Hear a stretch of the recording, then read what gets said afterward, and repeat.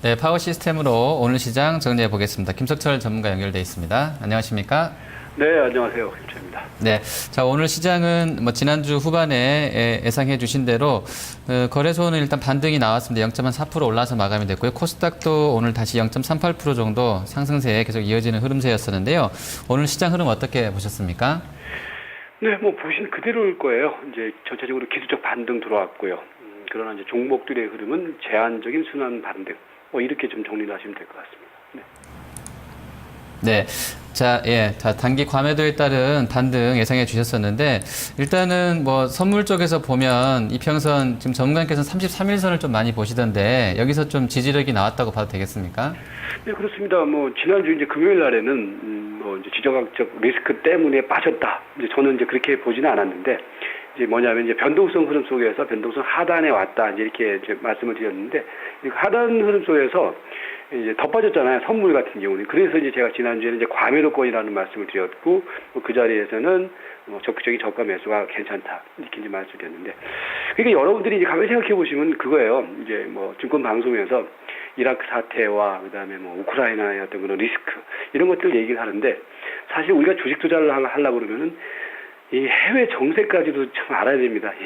근데 중요한 것은 그런 부분들을 몰라도 현재 장세 흐름 속에서는 오히려 시장에 대한 명확한 기준이 설정된다는 거죠. 뭐냐면은 선물에 의해서 변동되고 있는 투기적 장세라는 기본적인 컨셉만 이해하고 있으면요, 오히려 현재 장세 흐름은 간단해요. 즉 박스 하단 부분 속에서 외국인차가 너무 지나치게 선물 쪽에서 매도를 하게 되면은 거기서는 여러분들이 한 발 앞서서 역발상에 대응을 하시면 되는 거고.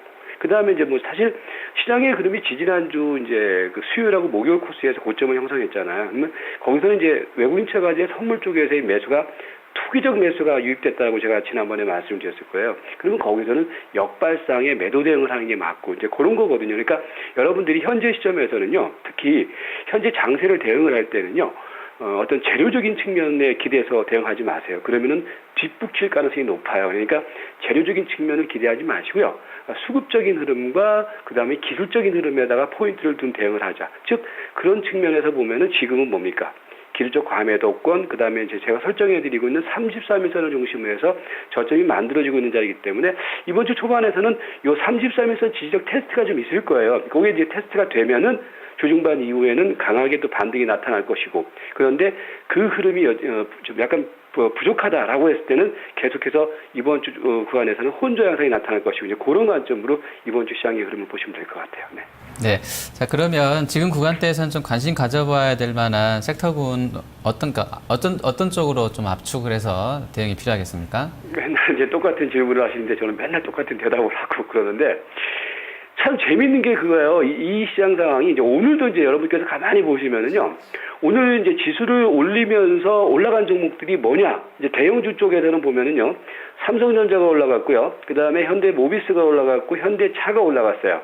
SK 하이닉스가 올라갔고요. 그런데 오늘은 이들 종목들이 올라갔지만은 이들 종목군들이 지난주 흐름하고 한번 연관돼서 생각해보면은 지수를 많이 뺀 종목군들이 오늘은 살짝 올라간 거거든요. 그러니까 삼성전자, 하이닉스, 현대차, 현대모비스.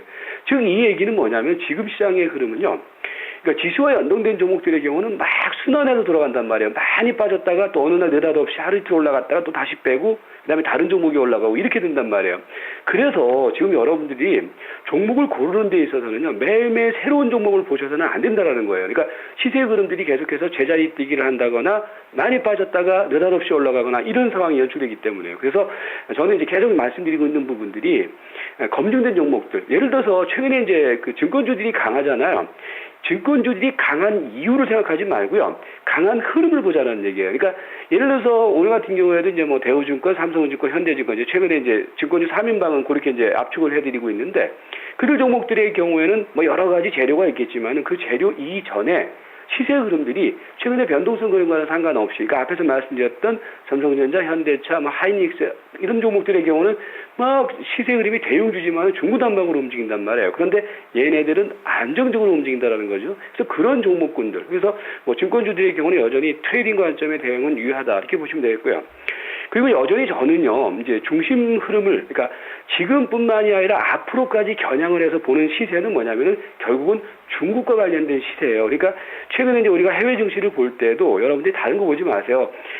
지난 금요일 날 뭐 미국 시장이 올라갔지만은 사실은 미국 시장의 흐름은 120일 이동평선 깨고 난 다음에 이제 120선이 저항이거든요. 그러니까 여기서는 사실 우리가 기대할 게 없다는 말이에요. 근데 기대할 수 있는 것이 뭐냐면 중국 신주시란 말이에요. 중국 증시는 지난주 주중반 이후에 빠졌지만은 다시 또 시대가 복원되고 있잖아요. 그러면 우리가 큰 시대의 틀은 이 중국과 관련된 흐름에다가 계속해서 집중을 하자. 뭐 그런 측면 속에서 오늘 이제 주목할 종목들의 경우는 철강주가 되겠죠. 오늘은 이제 뭐 포스코라든지 현대, 제철, 그다음에 동국제강 이런 종목들이 올라갔는데, 그러니까 그런 종목군들을 우리가 딱 우리 가시권 안에 두고서 많이 빠지면 저가 매수하는 관점. 그리고 내일 정도에 되면은 또 제가 보는 게에서는 이제 화학주 쪽에서 지난주에 잘 쉬었던 뭐 대한유화라든지 롯데케미칼 이런 종목들이 움직일 가능성이 있어 보이고요.